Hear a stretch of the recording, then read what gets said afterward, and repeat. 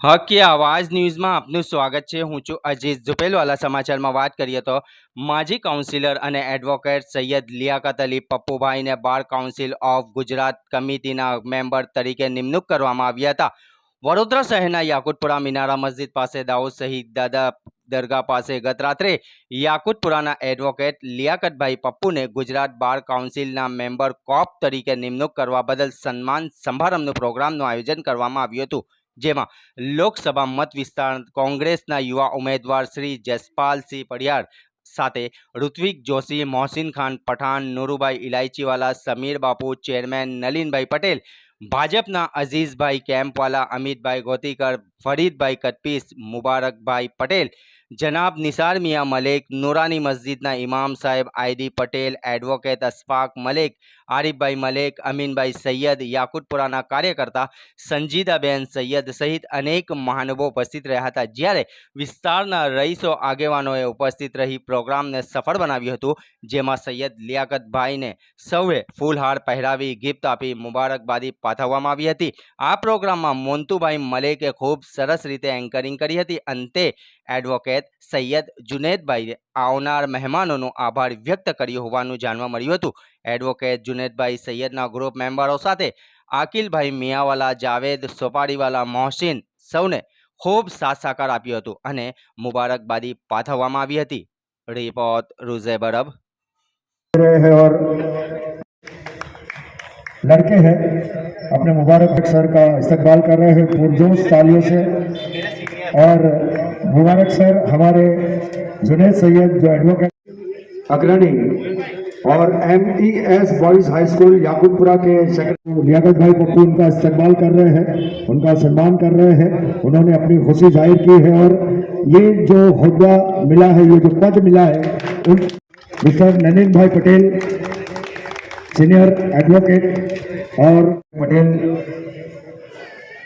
यहाँ पर हाजिर हैं और इन्होंने सबसे पहले शुरुआत कर दी है। जो जिला पंचायत है, हम लियाकत भाई के स्वागत के लिए कुछ देर के बाद आप सभी पंचायत के हम उनका भी यहाँ पर इस्तकबाल करते हैं। कार्यक्रम की शुरुआत हो चुकी है, तो मैं सबसे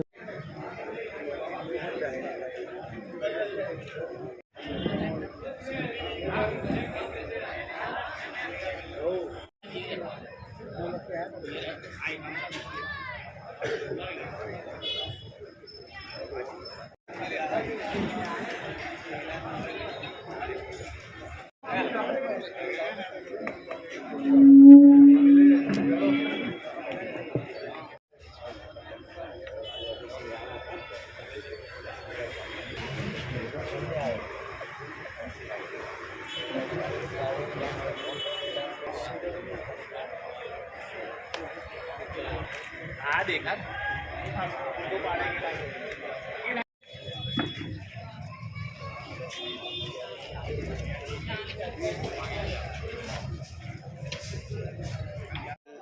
તરફથી તમને નિમણૂક કરવામાં આવ્યા છે અને એના સન્માનમાં રૂપે આજે વિસ્તારના અગ્રણીઓએ આપના સન્માન માટે કાર્યક્રમ રાખ્યું છે। શું કહેશો એમના માટે?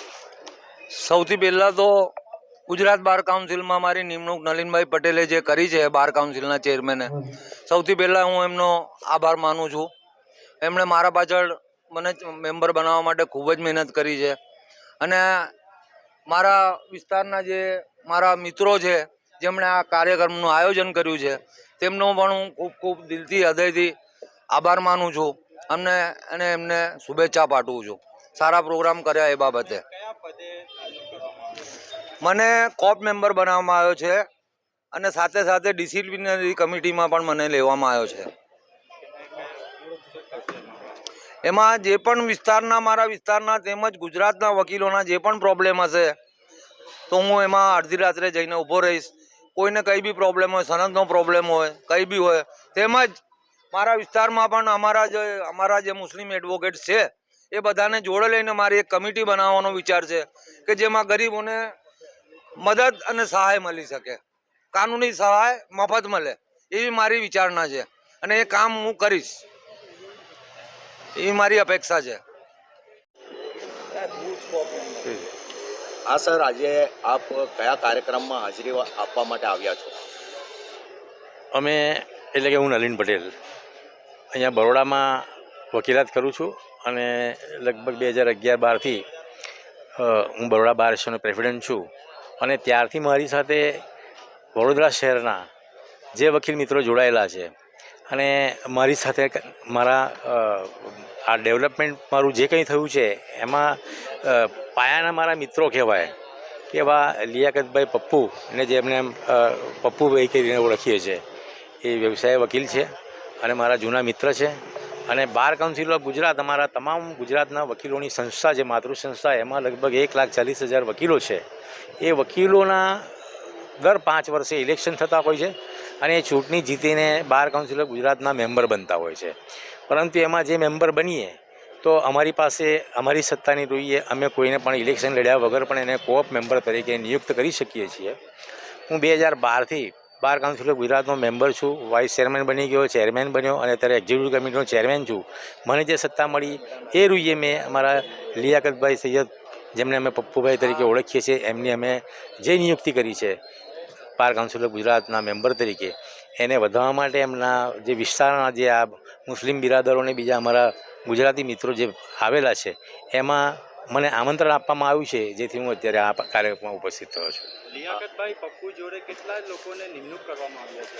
લગભગ 30-32 વકીલો આખા ગુજરાતમાંથી નિયુક્તિ પામ્યા છે અને એનું મુખ્ય કારણ એવું છે કે આખા ગુજરાતમાં જે કેસો વધી રહ્યા છે એનો ઝડપી નિકાલ થાય માટે કોઓપ મેમ્બરની આ વખતે સંખ્યા વધારવામાં આવેલી છે.